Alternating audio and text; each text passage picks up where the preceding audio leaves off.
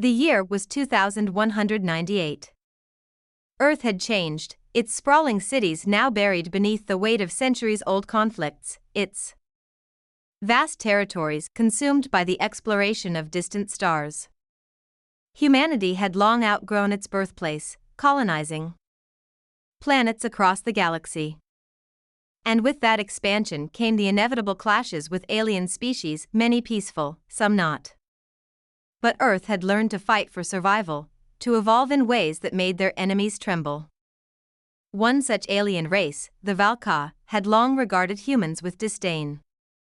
They were a technologically advanced species, but their view of humanity was that of a mere nuisance, a fleeting presence in the grander scheme of galactic conquest. They believed their mighty empire would soon crush all those who stood in their way, and they had no reason to fear the humans. That was until they made the mistake of killing one of Earth's children. Her name was Ella. A bright-eyed girl of just 12 years old, she had been part of a peaceful research colony on the planet Velar 3, a neutral world in the outer reaches of the galaxy.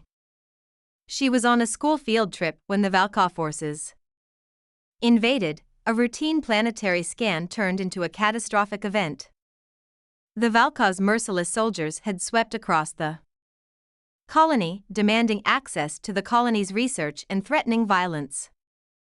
Ella had been caught in the crossfire, killed in a skirmish that should never have involved her.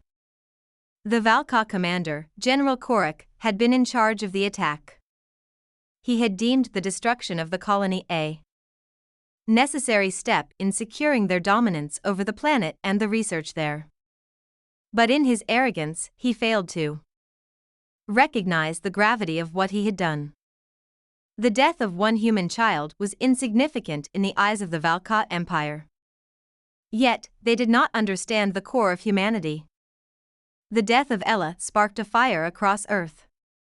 Earth's government had long since shifted from the fractured nations of the past to a united global authority, focused on the defense of their people and their borders in an ever-expanding universe. The moment news of Ella's death reached Earth, the response was swift. Earth had the means to retaliate, and they had a reason, one that no alien race could have foreseen. The war fleet was mobilized, a force unlike any other in human history. The Earth fleet had long been a powerful force in the galaxy, with advanced technology derived from both human ingenuity and captured alien tech. But it wasn't just their ships and weaponry that made them a formidable force, it was their resolve, their unyielding drive. They had nothing to lose, no borders to defend, just a thirst for vengeance. And vengeance they would have.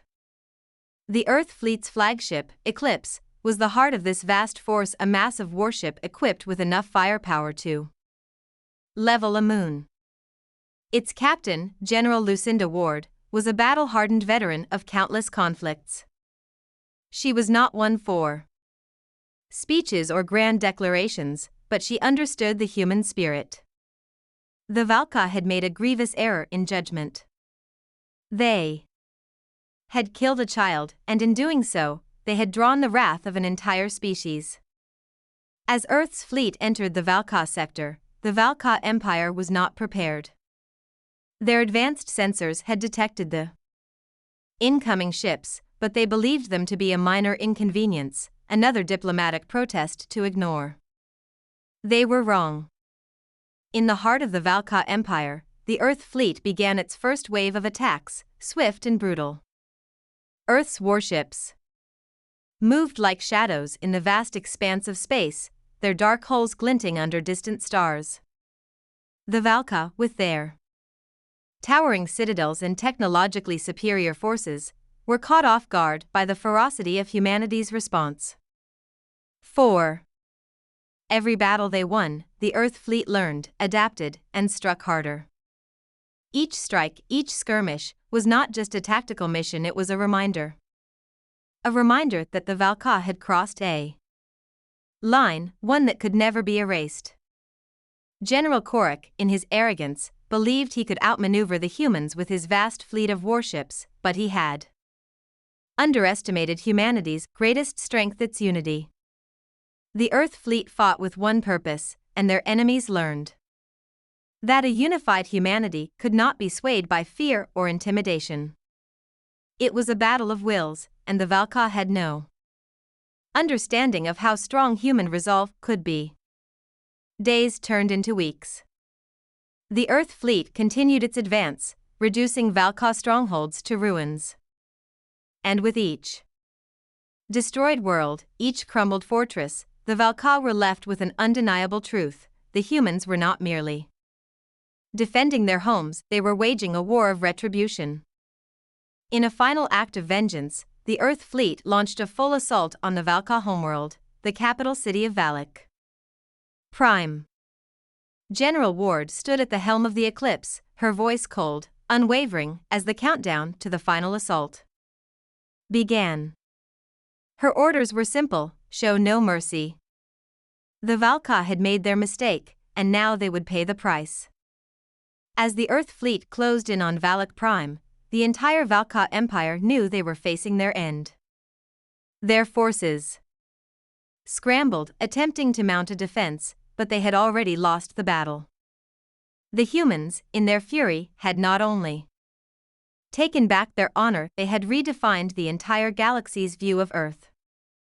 When the final missile struck the heart of Valak Prime, General Korak's palace was consumed in a flash of light, signaling the end of the Valka's reign of terror.